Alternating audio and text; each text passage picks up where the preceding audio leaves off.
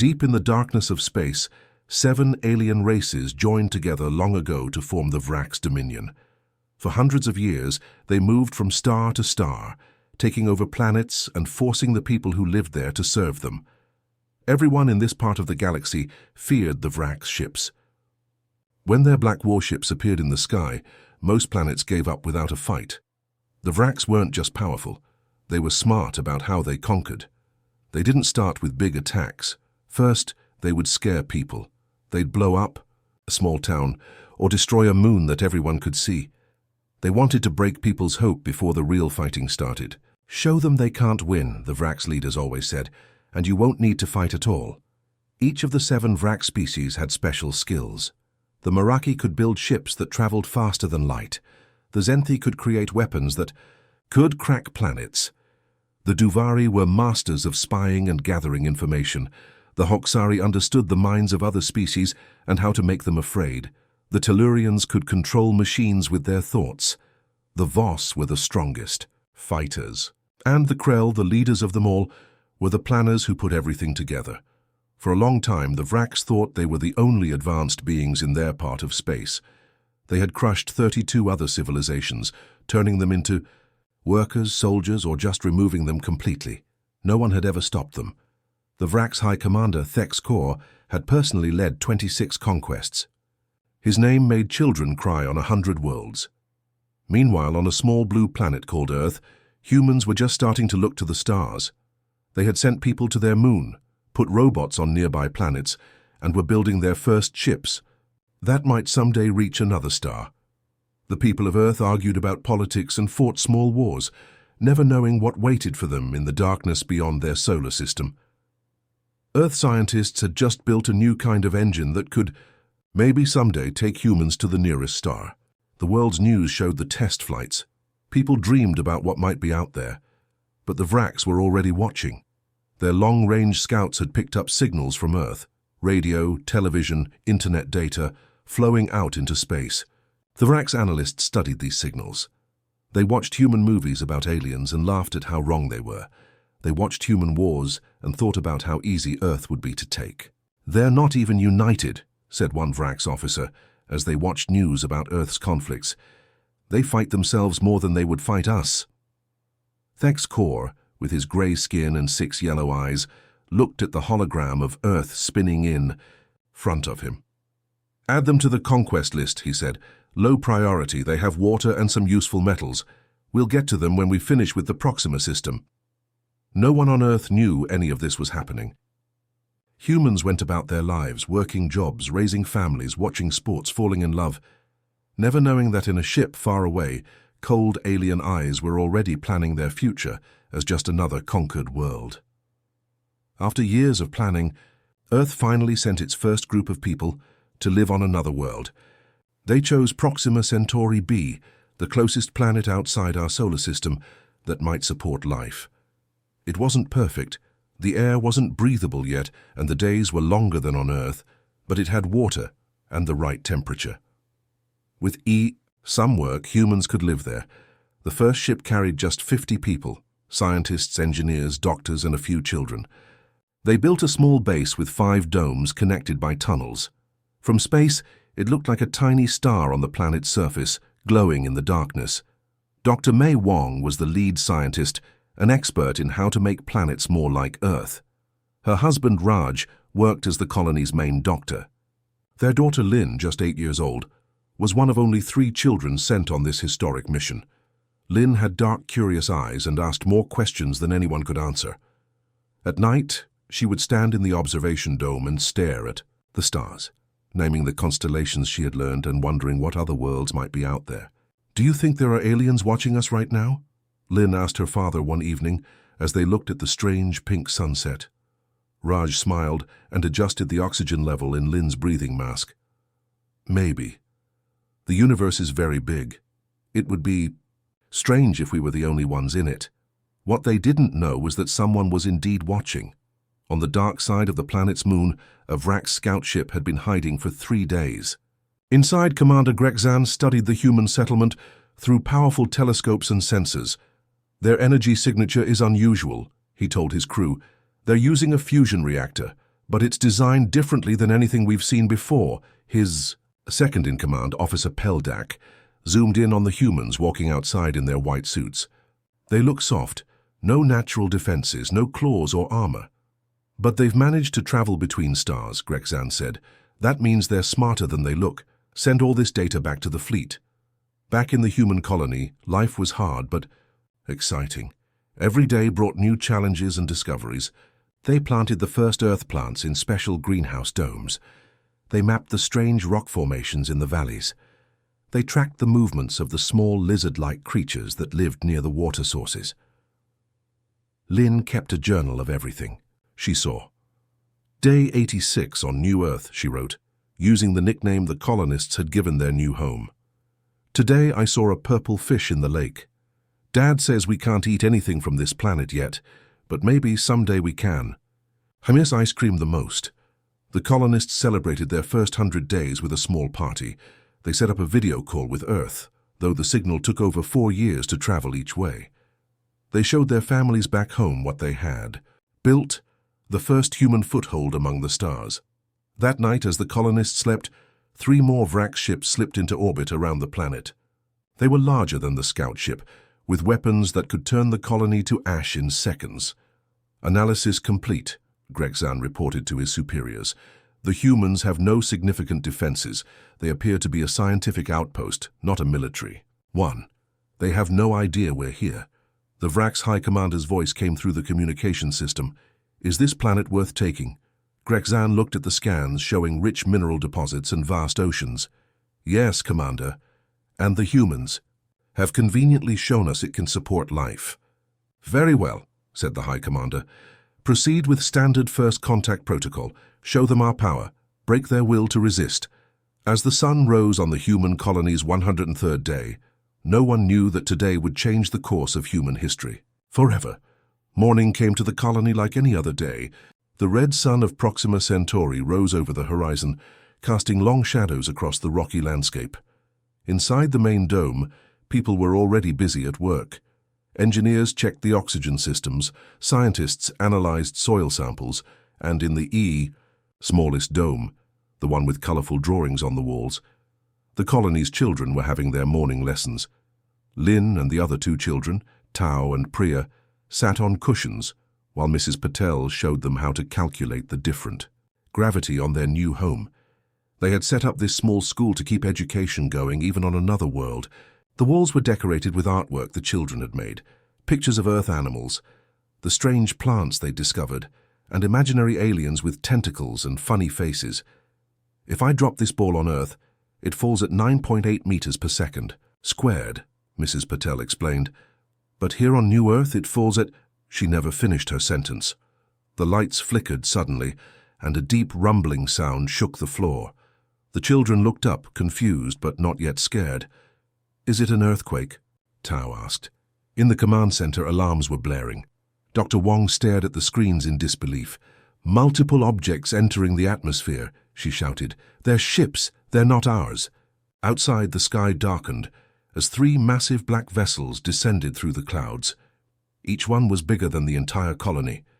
They moved with impossible grace for their size, positioning themselves in a triangle above the settlement. Dr. Kato, the communications officer, frantically tried to make contact. Unknown vessels, this is New Earth Colony 1. We are a peaceful research mission from Earth. Please respond. There was no answer.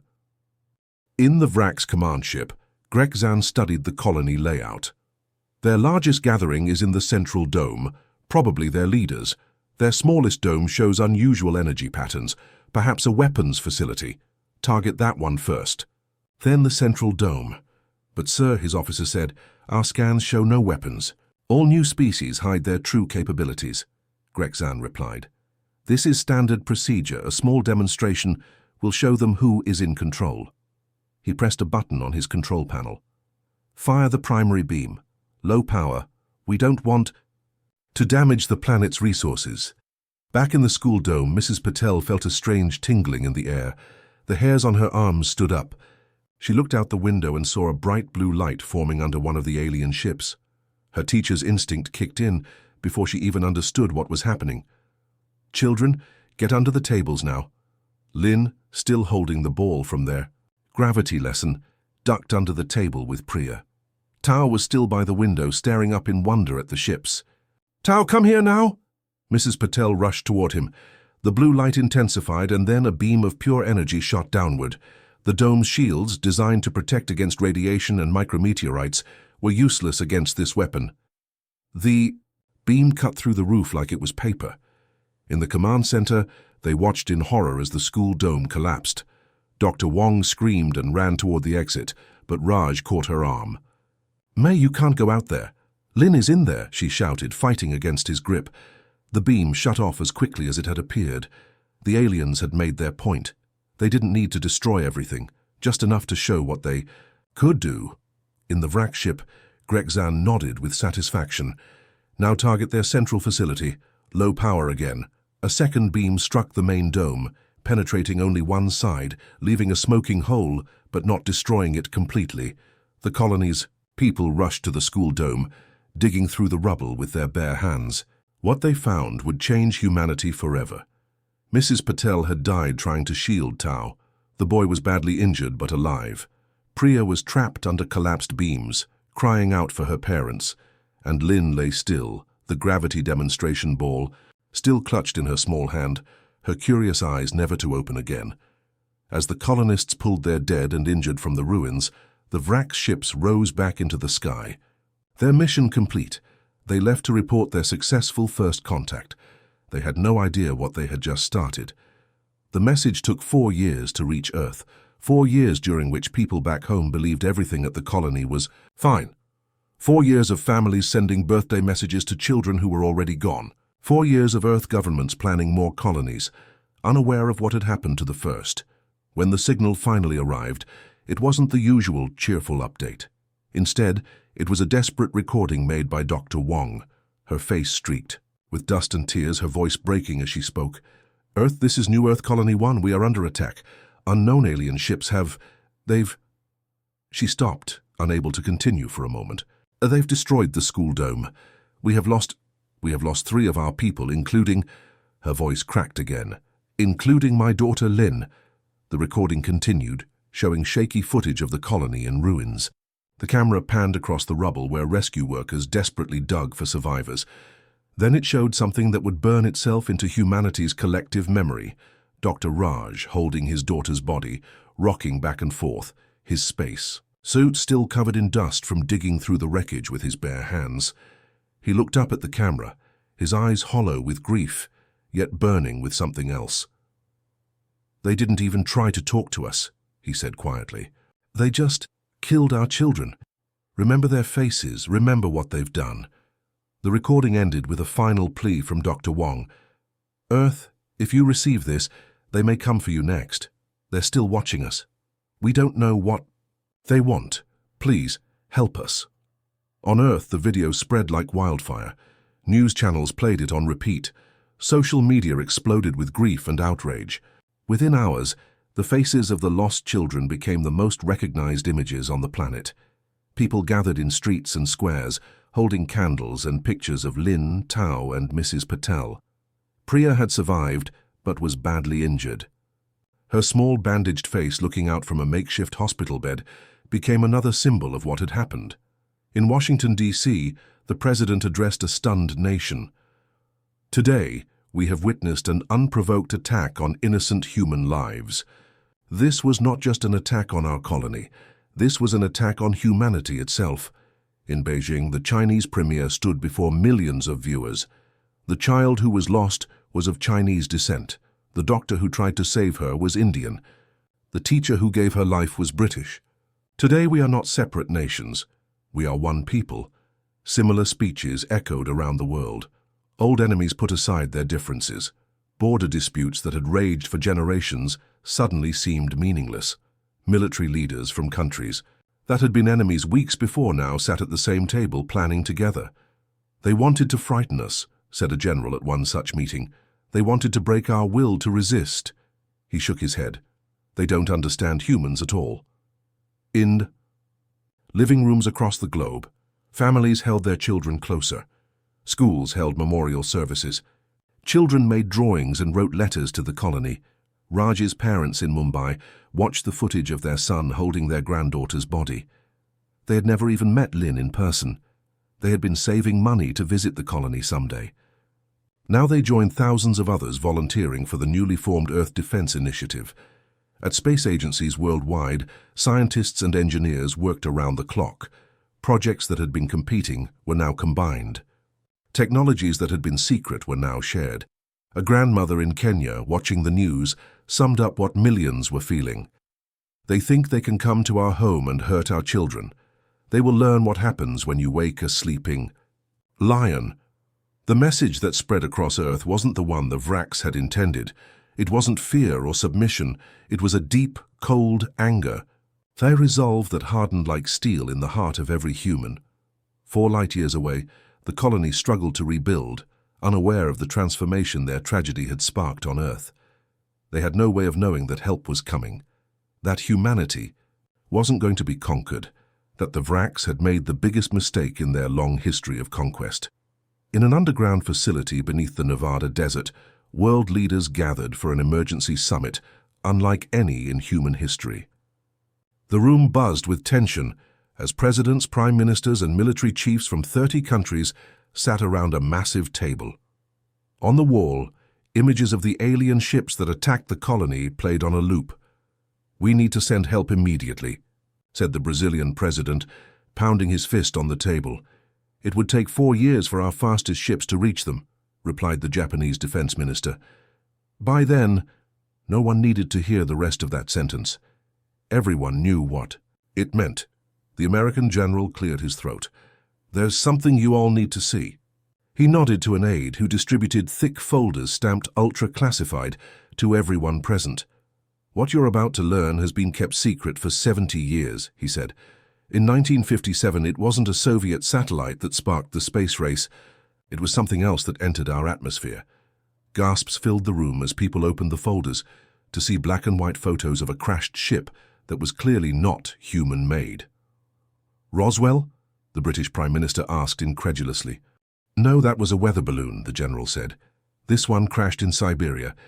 The Soviets recovered it first, but we got samples. Since then, there have been 12 more incidents worldwide. Each government thought they were the only ones. With this secret," the Chinese premier looked up from her folder. "You've been studying this technology all this time?" "We all have," said the Russian president. "And now it's time to combine what we've learned."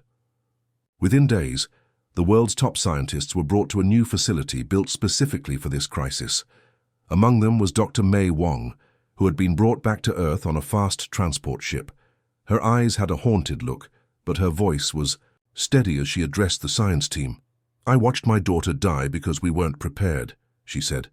"I won't let that happen to anyone else's child." The facility became a 24-hour operation. Scientists who had once competed for grants and patents now worked side by side. Military rivals shared their most guarded secrets. Behind locked doors, engineers unveiled prototype technologies derived from the crashed alien ships, gravity manipulators, energy shields, and propulsion systems that could bend the laws of physics. "We've had these capabilities for years, but kept them hidden," admitted one scientist. "We were afraid of what would happen if the public knew." Dr. Wong became the driving force behind the weapons division.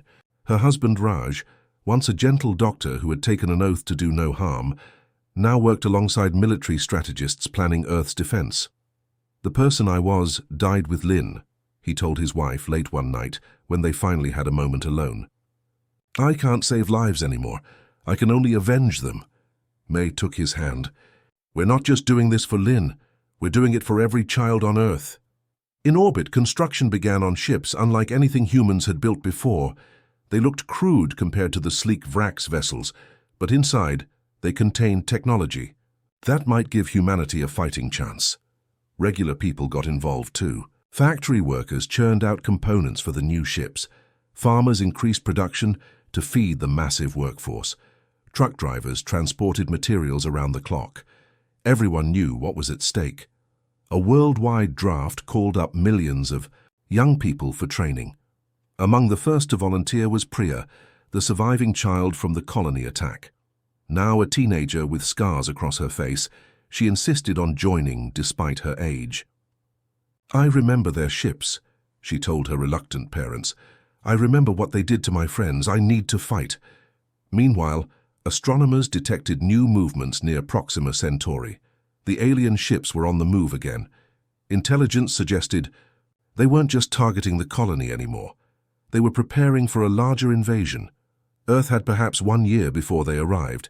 It wasn't much time to prepare for a war against an enemy that had conquered dozens of worlds. But humans had something the Vraks had never encountered before, a reason to fight that went beyond survival. In every lab, factory, and training ground, the faces of those lost children were displayed. They weren't just memories anymore. They were battle flags. "The Vraks think they know what humans are," Dr. Wong told the assembled forces as the first new ship prepared for launch. "They're about to learn how wrong they are." High Commander Thexkor stood on the bridge of his massive ship, his 6 yellow eyes blinking slowly as he studied the reports. The scout mission to the human colony had been completed over 5 Earth years ago. By now, the frightened creatures should have prepared their formal surrender. It was time to send the diplomatic harvest vessel to collect their new subjects. "Are we certain these humans received our message?" Thexkor asked his second-in-command. "Yes, High Commander. Our monitoring stations detected their distress signal reaching their home planet. Their response was unusual." "Unusual how?" "There was no mass panic, no collapse of their governments as we normally see. Instead, they went silent. Many of their normal communications just stopped." Thexkor dismissed this with a wave of his grey, long-fingered hand. "They are hiding their fear. It makes no difference. Prepare the diplomatic vessel. We will follow standard protocol." The diplomatic vessel was beautiful in a terrible way. Shaped like a massive arrowhead and plated with black metal that seemed to swallow light, it carried only a small crew, 30 of the Vraks' finest diplomats and soldiers. Their job was simple: arrive at Earth, demand complete surrender, and begin the process of harvesting the planet's resources and people. "Remember," Thexkor told the diplomat in charge, "humans are physically weak but may attempt deception. Show them our strength immediately. Accept nothing less than total submission." The diplomat, a tall Krell named Vextor, bowed his ridged head. "As we have done 32 times before, High Commander." As the diplomatic vessel approached Earth's solar system, they expected to find a primitive planet with minimal defenses. What they found instead shocked them to their core. A fleet of ships waited at the edge of the solar system. Human ships, hundreds of them. They weren't beautiful like the Vraks vessels. They looked hastily built, almost crude. But their formation was perfect, and their engines glowed with energy signatures the Vraks had never seen before. Inside the lead Earth ship, Admiral Yamamoto watched the approaching Vraks vessel on his screen. Beside him stood Dr. Wong and her husband Raj, now a tactical advisor. They had waited years for this moment. "They're scanning us," reported a young lieutenant. "They seem confused." "Good," said the Admiral. "Confusion is the beginning of fear." Vector couldn't believe what his instruments were telling him. "High Commander," he reported back to the Vraks fleet, "the humans have ships with technology that shouldn't be possible for their level of development." "Impossible," Thexkor replied. "Our records show they barely achieved space travel. Nevertheless, they are here, and their weapons systems are familiar." On the human fleet's command ship, Dr. Wong nodded to Admiral Yamamoto. "They've noticed our weapons. They recognize them." The Admiral picked up his communication device. "All ships move to capture formation. Remember, we want this ship intact." The human fleet suddenly shifted, moving with unexpected precision. Before the Vraks could react, their diplomatic vessel was surrounded. Vector felt something he had never experienced before, a cold feeling in his stomach that made his hands tremble slightly. The humans weren't acting like any species they had encountered before. They should be begging for mercy, not executing complex military maneuvers. "High Commander, I believe we should retreat and reassess." His words were cut short as the human ships fired. But they didn't use destructive weapons. Instead, they deployed a technology the Vraks had invented centuries ago. Gravity nets, designed to immobilize ships without destroying them. Inside the Earth fleet, cheers erupted as the Vraks ship became entangled in the shimmering energy field. "We got them!" shouted a young officer. Dr. Wong didn't cheer. Her eyes remained fixed on the screen, on the ship that represented the same aliens who had killed her daughter. "Prepare the boarding teams," she said quietly. The boarding was swift and surprisingly easy. The Vraks, so used to being feared, had never designed their ships to repel attackers. Why would they need to? No one had ever dared to attack a Vrak's vessel before. Within hours, the human forces had control of the ship. The Vrak's crew were contained in their own holding cells, and Earth scientists swarmed through the vessel, downloading data and studying its technology. Raj stood face to face with Vector, the captured Vrak's diplomat. The alien was taller than any human, with grey skin and those unsettling yellow eyes. Raj had imagined this moment for years, coming face to face with one of the creatures responsible for his daughter's death. "You were supposed to surrender," Vector said, sounding genuinely confused. "That is the protocol. We demonstrate our power. You submit to our rule." Raj's voice was cold and steady. "You killed children on our colony. Did you think we would just accept that?" The Vrak's diplomat blinked slowly. "Children? We targeted a weapons facility?" It was a school, with 3 children inside. For the first time in the long history of the Vrak's dominion, a conquest wasn't going according to plan. And for the first time, as news of the captured ship reached the Vrak's fleet, High Commander Thex Kor felt something new: doubt. The war room aboard Earth's flagship Remembrance hummed with activity. Maps of Vrax-controlled space covered the walls, with red markers showing their military bases and supply routes. Admiral Yamamoto stood at the center table, surrounded by his top officers and 2 unexpected allies, representatives from alien species previously conquered by the Vraks. One was Kira, a tall blue-skinned being whose people, the Alturians, had been slaves to the Vraks for 3 generations. The other was Zeth, a small, quick-moving creature with 4 arms and large, dark eyes. His people, the Novorians, had been forced to mine resources for the Vraks until their home planet was stripped bare. "You don't understand the Vraks like we do," Kira said, pointing at the largest red marker on the map. "If you attack their military bases directly, you will lose. Their warships outnumber yours 20 to 1. Admiral Yamamoto nodded. "We're not planning to fight the way they expect." Dr. Wong, now the head of Earth's War Technology Division, pulled up images captured from the Vrak's diplomatic vessel's computers. Their entire conquest strategy depends on breaking their enemy's will to fight. They've never faced an enemy whose will grew stronger after their first attack. The data stolen from the Vrak's ship had revealed everything: their history, their tactics, and most importantly, the location of every world they controlled. "The Vraks always follow the same pattern," explained Raj, studying the tactical display. "Show force, demand surrender, start harvesting. They've done it 32 times, and it's always worked. They don't know what to do when it doesn't." Zeth, the 4-armed Novorian, tapped the table with his quick fingers. "My people tried to fight back. We lost millions." "You fought alone," said the Admiral. "And you fought their way. We're going to fight our way." The plan they developed was unlike anything the Vraks could have anticipated. Instead of engaging the Vrak's fleet in direct battle, human ships began hitting small, isolated targets: supply depots, communication relays, fuel stations. They would appear suddenly, strike hard, and vanish before the Vraks could respond. On a Vrak's mining world, slave laborers from 7 different conquered species were startled when human ships appeared in the sky. But instead of attacking, the ships dropped packets containing weapons, food, and transmitters. Within days, the slaves had overthrown their guards and taken control of the planet.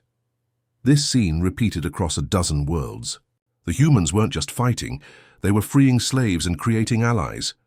In his command center, High Commander Thex Kor raged at his officers. "How are they doing this? They're primitives. They should be kneeling before us."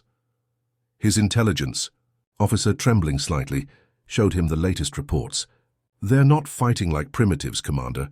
They're using tactics we've never seen before, and they're turning our subject species against us." The Vrak's Leadership Council, representatives of the 7 species that made up the Dominion, called an emergency meeting. For the first time in centuries, there was open disagreement among them. "We should crush them with our main fleet," insisted the Voss representative, his warrior instincts demanding direct confrontation. "Our supply lines are in chaos," countered the Tellurian council member. "Half our mining operations are in rebellion. If we move the fleet, we may not be able to fuel it." Back on Earth's flagship, a message came in from one of their strike teams. They had captured a Vrax communication hub intact.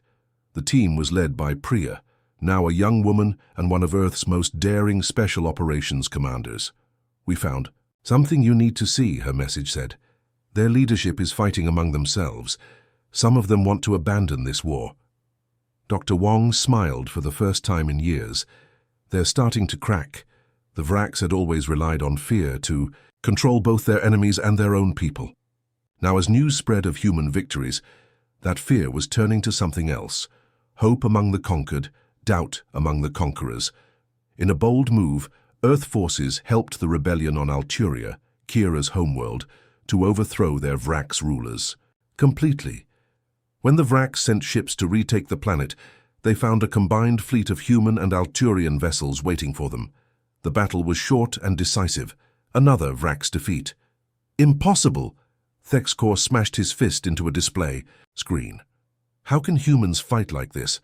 How can they coordinate with other species so quickly?" What the Vrax couldn't understand was that humans had spent their entire history fighting each other. They had mastered the art of war against themselves for thousands of years. Now, they were turning that knowledge against an external enemy. And, unlike the Vrax who fought for conquest, the humans were fighting for something stronger. Justice for the children killed in that first attack. Pictures of Lin, Tao, and their teacher were posted in every human ship, every base, and every training facility. The Vrax had calculated that attacking a small outpost would break humanity's will to resist. Instead, it had awakened a sleeping giant, one with the unique human ability to channel grief into unstoppable determination.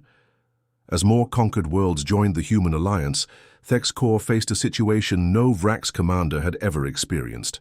The real possibility of defeat. After 2 years of fighting across the stars, the war had reached its turning point. The human alliance had freed 17 worlds from Vrax control.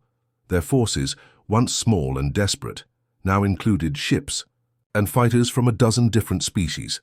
Each victory brought more allies, more resources, and more momentum.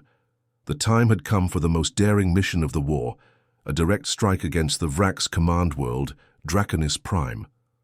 Raj, once a gentle doctor and now commander of humanity's elite strike force Avengers, stood before his team on the bridge of their stealth ship. "We've trained for this mission for months," he told the 20 soldiers gathered before him. "Our job is to infiltrate their command center, while the main fleet keeps their defenses busy."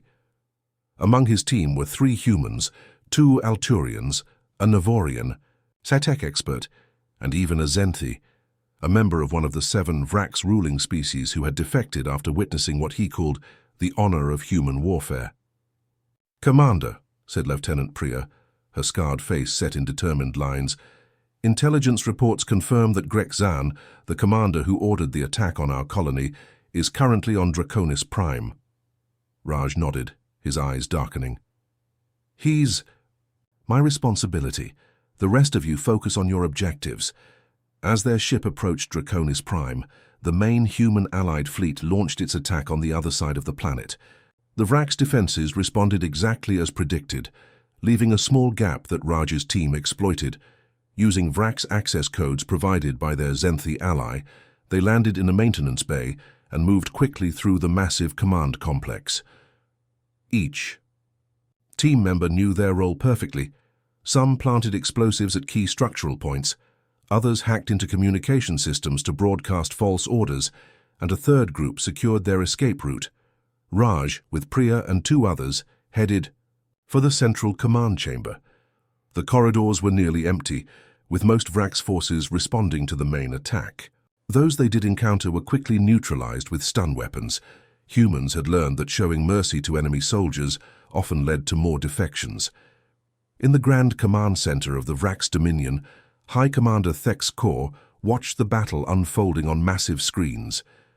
Beside him stood Grexan, now promoted to Fleet Commander for his successful first contact with humans. a success that had turned into the greatest disaster in Vrak's history. Their main fleet is engaging our defenses in Sector 7, reported a Vrak's officer. They're suffering heavy losses. Grexan nodded with satisfaction. Finally, they've made a mistake. Attacking us directly will be their doom. The doors to the command center slid open. Both Vrak's commanders turned, expecting more officers with battle reports. Instead, they found 4 figures in battle armor, weapons raised. "Don't move," Raj ordered, his voice cold through his helmet speaker. "Tell your people to stand down." Guards reached for weapons, but Thexacor raised a hand to stop them. His 6 eyes assessed the intruders carefully. "You've come very far to die, humans." "We didn't come to die," said Raj, stepping forward. He removed his helmet, revealing his face to the Vrak's commanders. "We came for justice." Grexan stared at the human with confusion. Something about this face seemed familiar, though all humans looked similar to Vrak's eyes. "Do you remember Proxima Centauri B?" Raj asked, walking slowly toward Grexan. "A small human colony. You decided it needed a demonstration of your power." Recognition flickered in Grexan's yellow eyes. "The scientific outpost. Yes, standard first contact protocol. We targeted their weapons facility." Raj's hand moved to a pouch on his belt. He pulled out a small holographic projector and activated it.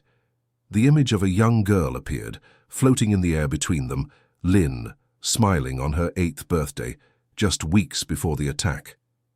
"This was my daughter," Raj said, his voice shaking slightly despite his efforts to control it. "She was in that building you destroyed. It wasn't a weapons facility, it was a school." The command center fell completely silent. Even Thexacor seemed stunned. "A school?" Grexan's voice had lost its commanding tone. "With young, we never target the young in first demonstrations."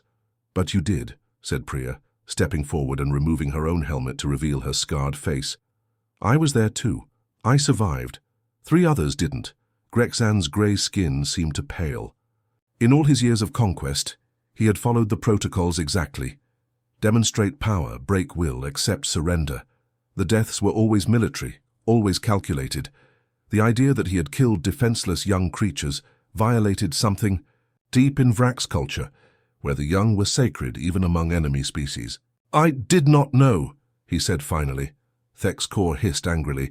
"It makes no difference. War requires sacrifice." "No!" Grexan turned to his superior. "This changes everything. We have rules, traditions, honor. We do not wage war on the young." What happened next shocked everyone in the room. Grexan, a decorated Vrak's commander, knelt before Raj. "If I had known, I would never have given that order. Your young one deserved to live." Raj's hand tightened on his weapon. For years he had dreamed of this moment, facing the creature responsible for Lynn's death. He had imagined rage, satisfaction, vengeance. He hadn't expected remorse. "Your remorse doesn't bring her back," he said quietly. "No," agreed Grexan, "but perhaps it can save others." He rose and moved to a control panel. "The main defense network for all Vrak's territories can be shut down from here. I can give you the command codes." Thexacor roared with fury. "Traitor! Guards, kill them all!" But the guards didn't move. The sight of their respected commander kneeling before a human had shaken them deeply. Priya quickly secured the defense codes, while Raj kept his weapon trained on Thexacor. Within minutes, the coordinated strikes by human forces were meeting. Almost no resistance across Vrak space. The mighty dominion that had stood for centuries was falling in a single day. As alarms blared throughout the command center, Raj made a decision that would be debated for generations. He lowered his weapon. "We didn't come just for revenge," he told Grexan. "We came for justice, and justice includes mercy when it's deserved." 1 year after the Battle of Draconis Prime, the Great Hall of the newly constructed Galactic Assembly on neutral territory buzzed with activity. Representatives from 37 species gathered to sign the Treaty of New Beginnings.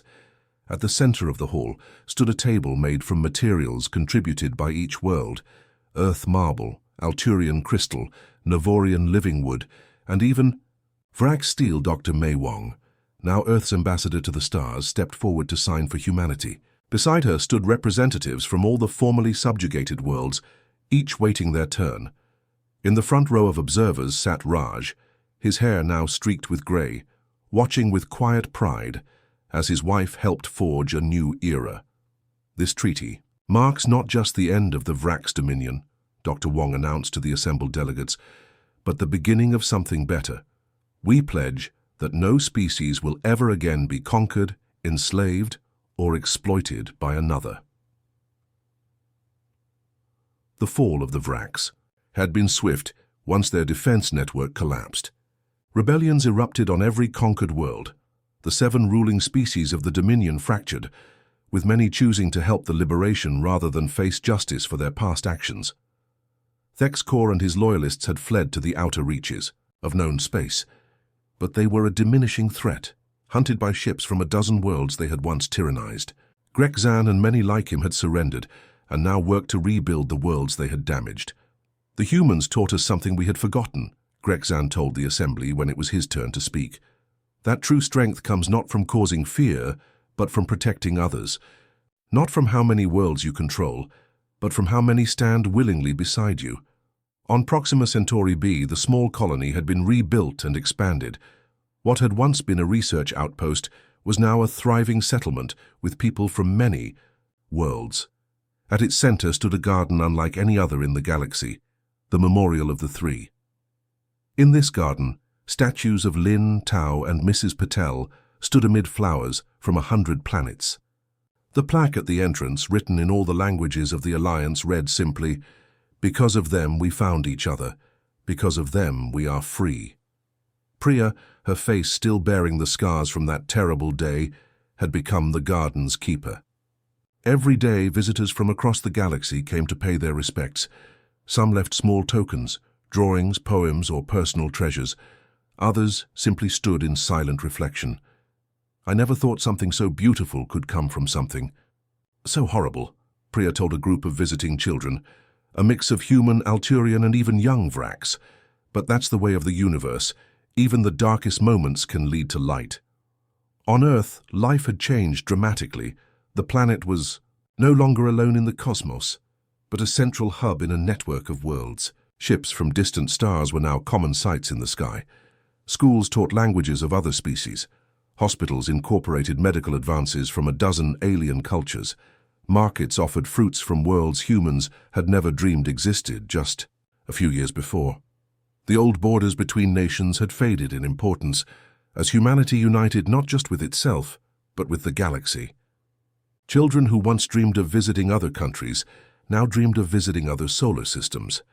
In a classroom in what had once been Kenya, a teacher asked her students what they wanted to be when they grew up. "I want to be a translator," said one boy, "so I can help people from different worlds understand each other." "I want to be a space pilot," said a girl, "to find new planets no one has seen before." "I want to work in the gardens on Proxima Centauri b," said another child, to help remember those 3 who changed everything. The galaxy was learning what it meant to live alongside humans. They were younger than most spacefaring species, with fewer technologies and smaller territories, but they had qualities that made the oldest and most advanced races pause with respect. Humans could be gentle beyond measure, showing kindness to former enemies that baffled many. Yet the same humans, when pushed too far, would fight with a determination that frightened even the most warlike species. "They are strange creatures," an Alturian philosopher observed. "They can forgive almost anything except cruelty to the defenseless.